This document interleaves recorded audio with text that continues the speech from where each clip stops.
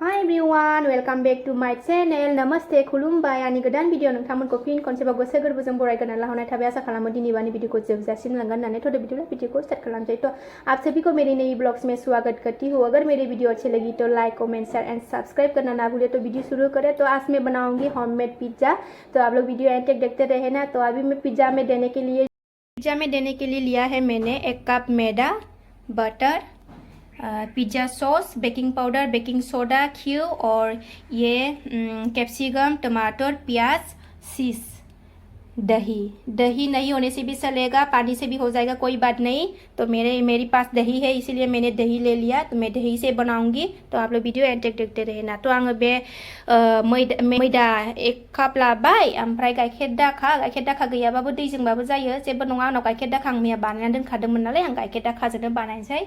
बेयो cheese, capsicum, tomato', सामब्राम, ओमफ्राय बेकिं पाउडर, बेकिं स'डा, ओमफ्राय सया सस पिज्जा सस लाबाय आरो। तो आं बेजोंनो बानायगोन बे बेजोंनो आं बानायनोसै। तो नायलांबाय था भिडिअखौ दिनैबो जोबजासिम अननानै। तो आं बानायनायखौ स्टार्ट खालामनोसै। फार्स्टआवनो आङो दा मैदाखौ लागायनानै लागोनसै। बेहाय लखबनानै लानोसै। ओमफ्राय संख्रि एसे, सिनि एसे होगोन आरो ना।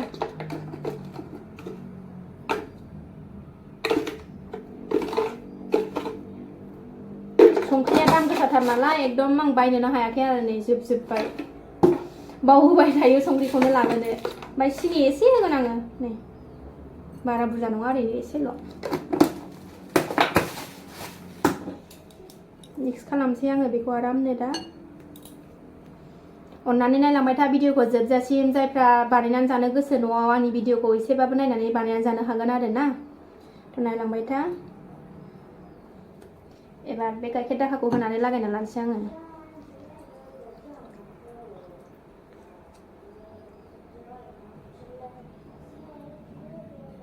गाइखेर दाखा गैयाबाबो दैजोंबाबो जायो, जेबो नङा।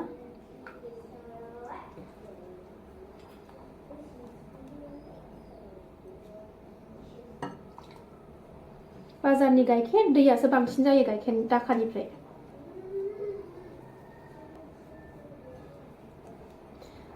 माने फिसाजोनो आङो पिज्जा बानायनानै जाहोनो होननानै मालांखानिफ्रायनो बुंबाय थादोंमोन नालाय। ओमफ्राय दा माने खें बुंबाय थायो गथ' मानसिफ्रा, माने माबा मोनसे जाहोनो मानो होनबाथाय बिदिनो खें बुंबाय थायो आरो ना, जै होनदावनानै लाबाथाय। ओमफ्राय सान्थि खालामबाय थायो, बानायदो होननानै बुंबाय थायो। माला बानायगोन मामि होननानै। ओंखायनो दिनै स्कुलबो गैया नालाय, ओंखायनो फ्रि टाइम मोननायखाय बानायनानै जाहोनोसै होननानै।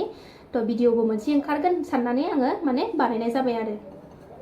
तो नायलांबाय था भिडिअखौ जोबजासिम। फारि नायलांबासो स्किप खालायनाङा आरो ना। फारि नायलांबासो सोरबाफोर रोङाबा बानायनानै जानो हागोन न'आव। आराम नानानै लागोनसै आङो बेखौ।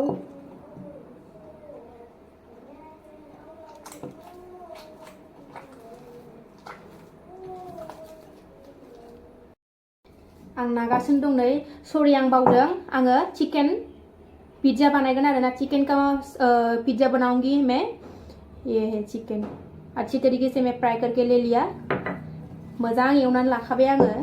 बेखौ होनसै आरो दा पिज्जायाव साजायबा आं बेखौ मोजां नागिरनानै फ्रिजआव 20 मिनिटसो सोनानै दोनसै आरामनो। ओमफ्राय बेफोरखौ रेडि खालामसै आङो।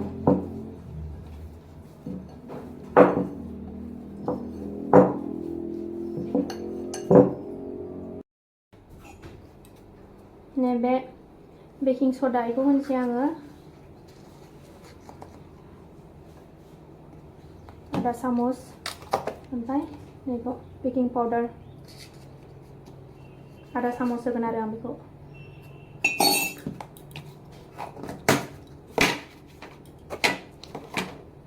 आराम मिक्स खालामनानै लानोसै।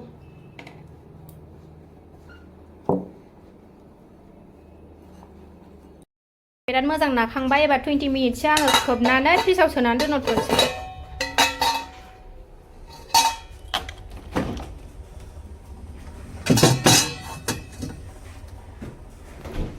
तो बे थाथ'थोंसै 20 मिनिट्स। आं बेखौ सेस हानानै रेडि खालामनानै लाजोबनोसै आरो ना। दा आङो आराम सुनानै लाखाजोब्बाय आरो ना बेखौ। ओमफ्राय एबार हाना एथ' बुरजा नाङा आरो ना, केप्सिकामा थाइसे नांलायलाया, खावसेयानो थोगोन। रेडि खालामनानै लाजोब्बाय आङो। हाना लाजोब्बाय टमेट', पियाज, केप्सिकाम, ओमफ्राय नै बाटारखौ एथ' बुरजा नाङा मोनसेल' नांगौ बेखौ माने आं हानना दोनथ'दों आरो नैबे बेकिं पाउडार बेकिं सदाखौथ' होखांबाय दा बाखि बेल'सै आरो होनांगौआ बेखिनि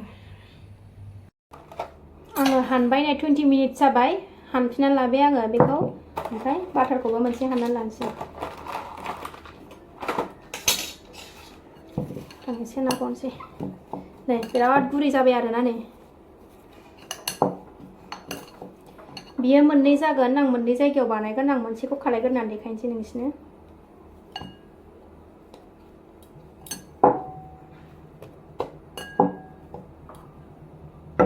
बे साफाखा दे आं मोजां साफा खालामनानै लाखायो आङो बिराद मोजां माबाबाय गुरै जाबाय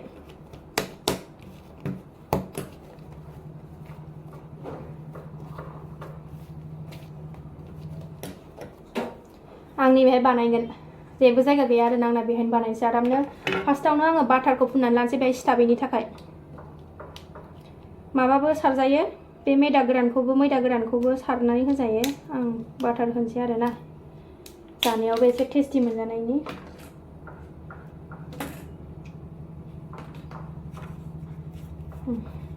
आराम बिदि फुननानै लानोसै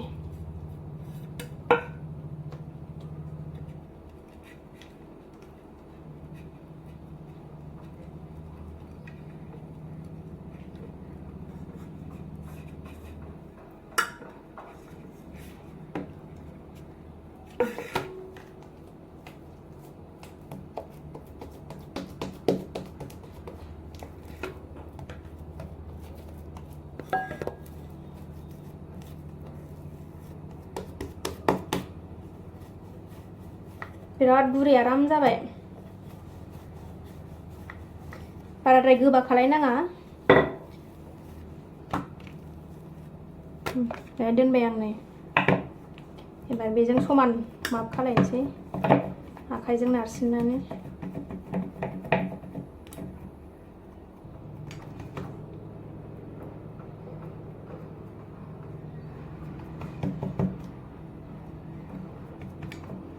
नै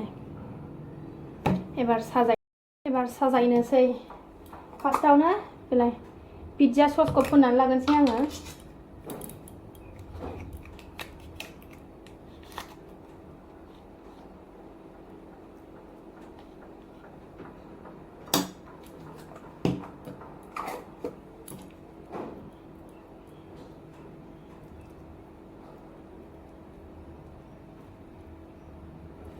बारा खनाद्रायावबो लांनो नाङा आरोना बे ससखौ दाहायनो मालाय गावनो गोसारलांखागोन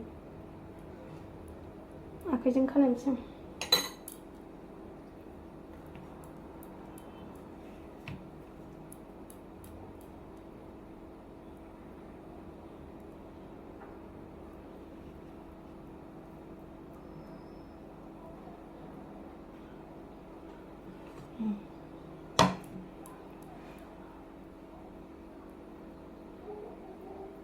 केमेरा हमनानै होग्राबो गैया नालाय बिराद जारला जायो एबार साजायनोसै होलाबायनोसै साजायनोथ' बारा रोंखाया नालाय जानला मानला होलाबायनोसै आङो टमेट'खौबो होनोसै पियाज दाउखौबो गेजेर गेजेराव होखावनोसै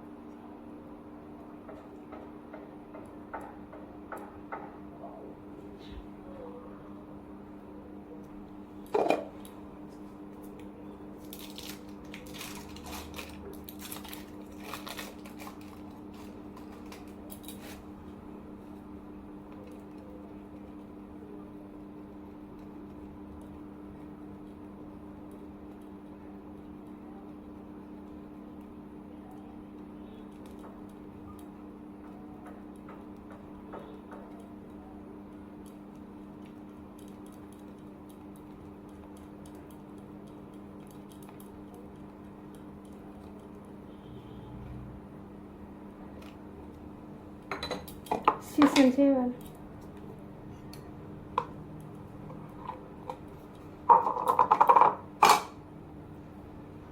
बिदिनो होनसै आं चीजखौनो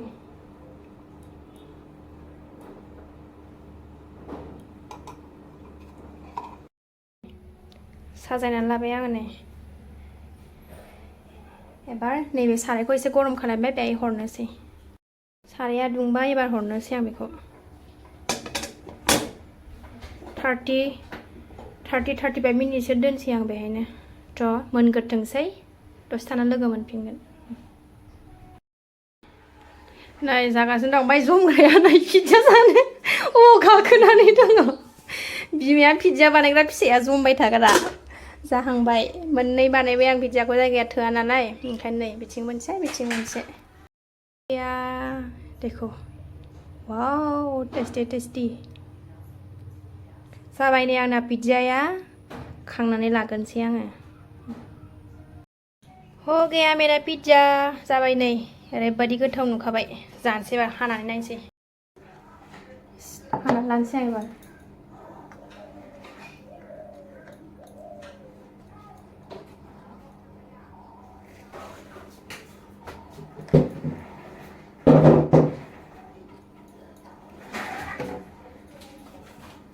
सस होनानै जानोसै एसे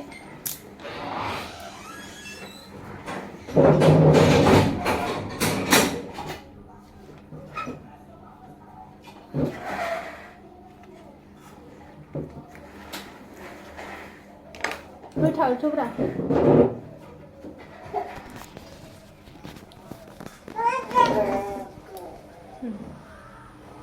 जानाय नायनोसै र' नै सस होनानै लाबाय जागोन ना आंखौ जागोन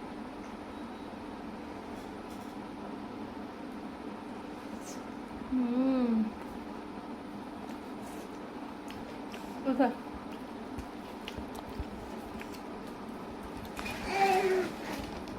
Goथाव थावलायलांनां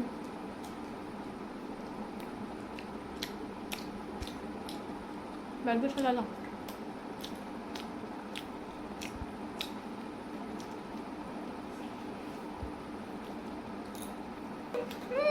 दांलाबाय सासेया आखाइ फुवाखै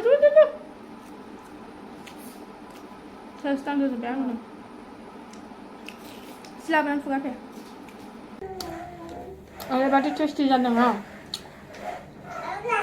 सोरबाबा न'आव बानायनानै जानो हागोन ओरैबादि गोथाव जायो